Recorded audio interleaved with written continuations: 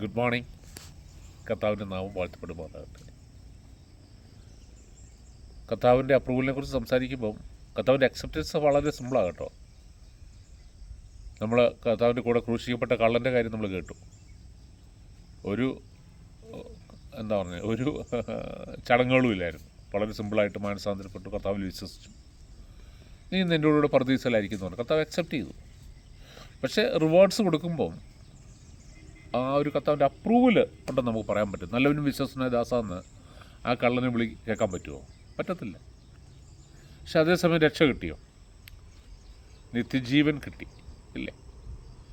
അപ്പോൾ അങ്ങനെ ജസ്റ്റ് നിത്യജീവൻ മാത്രം കിട്ടിയാൽ മതിയോ, അതോ കർത്താവിൻ്റെ അപ്രൂവലോടുകൂടി വേണോ നമുക്ക് ആ നിത്യജീവനിലേക്ക് അല്ലെങ്കിൽ ആ സ്വർഗരാജ്യത്തിലേക്ക് പ്രവേശിക്കുക എന്നുള്ളത് വളരെ സീരിയസ് ആയിട്ട് ചിന്തിക്കണം.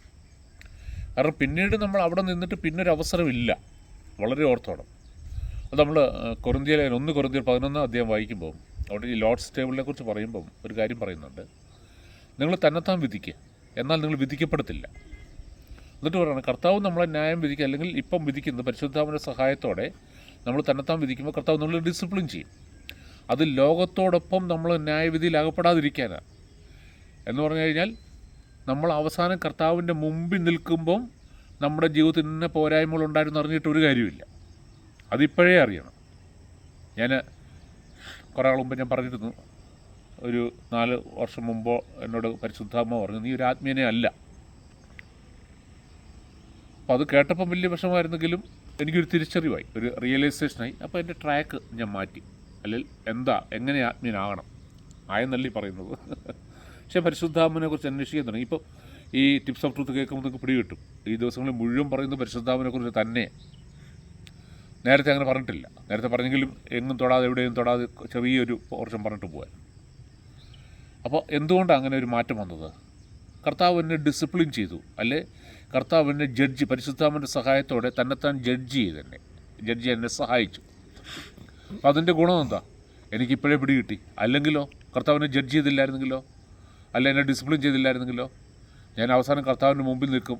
ഞാൻ അത്ര നാൾ ഓർത്തുകൊണ്ടിരിക്കും ഞാനൊരു ആത്മീയനാണ്, കുഴപ്പമില്ല, നല്ലൊരു ആത്മീയനാണെന്ന് ഞാൻ തന്നെ എനിക്ക് മാർക്കിട്ട്, എനിക്ക് വിലയിട്ട്, എൻ്റെ ചുറ്റുപാടുള്ളവർ എന്നെ അപ്രീഷിയേറ്റ് ചെയ്ത് ഇങ്ങനെ ഒരു ഫേക്കായിട്ടുള്ള ഒരു ഇതിൽ പൊയ്ക്കൊണ്ടിരിക്കും. അവസാനം കർത്താവിൻ്റെ മുമ്പിൽ നിൽക്കുമ്പോഴാണ് കർത്താവ് നോക്കുമ്പോൾ നീ ഒരു ആത്മീയനല്ലായിരുന്നു എന്ന് പറയുന്നത്. പിന്നെന്ത് ചെയ്യാനാ? സപ്ലി ഉണ്ടോ? ഉണ്ടോ? പിന്നെ നമുക്കൊരു ഇമ്പ്രൂവ്മെൻ്റ് എക്സാം ഉണ്ടോ? ഇല്ല. പിന്നൊരവസരവുമില്ല. അതുകൊണ്ടാണ് പറയുന്നത് തന്നെത്താൻ വിധിക്കും, ലോകത്തോടൊപ്പം വിധിക്കപ്പെടാതിരിക്കാനാണ്. പരിശുദ്ധാത്മാവിനെ അനുവദിക്കുക. കർത്താവേ, ഞാൻ ആ ശരിയായിട്ടുള്ള പാതയിൽ കൂടെ ആണോ പോകുന്നത്? ലോകം പലതും പറയും കേട്ടോ. നമ്മുടെ ചുറ്റുപാടുമുള്ളവർ, അല്ലെങ്കിൽ നമ്മുടെ സമൂഹത്തിലുള്ളവർ, നമ്മുടെ ഫ്രണ്ട്സായിട്ട്, റിലേറ്റീവ്സായിട്ട് പലപ്പോഴും നമ്മളെ പുറകോട്ട് വലിക്കും. കാരണം അവർ സമ്മതിക്കത്തില്ല. പക്ഷേ പരിശുദ്ധാത്മാവ് നമ്മളോട് എന്താണോ പറയുന്നത്, ഒരു ബോധ്യം തരും, ആഴമായൊരു ബോധ്യം തരുക. പരിശുദ്ധാത്മാവ് അത് ചെയ്യാനുള്ള ശക്തിയും തരും. അപ്പോൾ നമ്മുടെ സബ്മിഷൻ, നമ്മുടെ സമർപ്പണം അതിൻ്റെ ഏറ്റവും വലിയ കാര്യം. എനിക്ക് കർത്താവ് വേണോ, ലോകം വേണോ? രണ്ടും കൂടെ വേണമെന്ന് പറഞ്ഞാൽ പറ്റത്തില്ല കേട്ടോ. എനിക്ക് ലോകവും വേണം, കർത്താവ്. ഇന്ന് പല ക്രിസ്ത്യൻസിൻ്റെയും ഒരു ആറ്റിറ്റ്യൂഡാണ്, ലോകവും വേണം, കർത്താവും വേണം. അതുകൊണ്ട് ലോകത്തിൻ്റെ എല്ലാ കാര്യങ്ങളും ചെയ്തിച്ച് പറയും കർത്താവ് തന്നാന്ന് പറയും. ഇപ്പോൾ കർത്താവിൻ്റെ പേര് അങ്ങോട്ട് ഉപയോഗിക്കുമ്പോഴത്തേക്കും എല്ലാവരുടെയും വിചാരം കർത്താവിന് സന്തോഷമായി, കർത്താവ് ബാക്കിയെല്ലാം അങ്ങ് മറക്കും, കർത്താവിനെ നമ്മളങ്ങ് സൂചിപ്പിച്ച് കിടത്തി. വെറുതെ നമ്മൾ ചിന്തിക്കാൻ തുടങ്ങുമ്പോഴേ കർത്താവിനറിയാം ഇവൻ്റെ പോക്ക് എങ്ങോട്ടാണെന്നുള്ളത്. അപ്പോൾ ഹൃദയപൂർവ്വം നമ്മൾ കർത്താവിനെ അന്വേഷിക്കുന്നില്ല എങ്കിൽ, അതുകൊണ്ടാണ് മത്തായിയുടെ സുവിശേഷത്തിൽ പറയുക, അവൻ അവരെ ആരെയും വിശ്വസിച്ചില്ല. കാരണം അവരുടെ ഹൃദയം അവൻ അറിയായിരുന്നു. അത് അത്ഭുതങ്ങളും അടയാളം കണ്ട് കർത്താവിൻ്റെ അടുത്തേക്ക് വന്ന ആൾക്കാരെക്കുറിച്ച് പറയണം, അവൻ അവരെ ആരും വിശ്വാസത്തിലെടുത്തില്ല. കാരണം അവരുടെ ഹൃദയത്തിലുള്ളത് എന്താണെന്ന് കർത്താവിന് അറിയാമായിരുന്നു.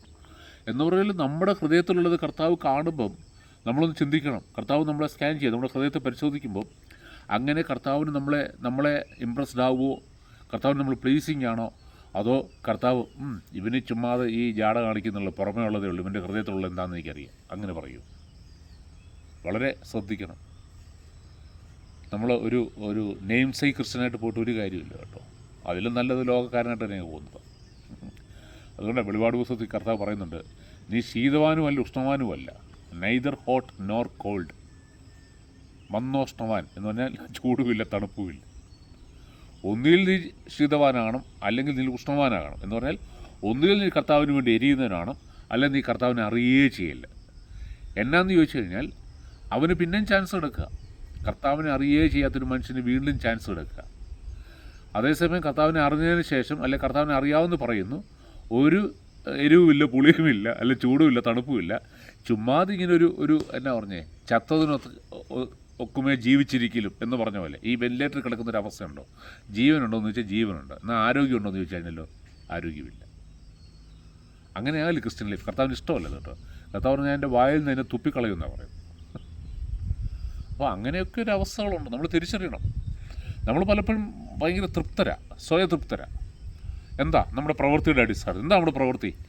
നമ്മൾ പള്ളിയിൽ പോകുന്നുണ്ട്, അല്ലെങ്കിൽ ചർച്ചിൽ പോകുന്നുണ്ട്, നമ്മൾ ടൈറ്റ് കൊടുക്കുന്നുണ്ട്, അല്ലെങ്കിൽ അതിന് കോൺട്രിബ്യൂട്ട് ചെയ്യുന്നുണ്ട്, അല്ലെങ്കിൽ മീറ്റിങ്സ് വീട്ടിൽ നടത്തുന്നുണ്ട്.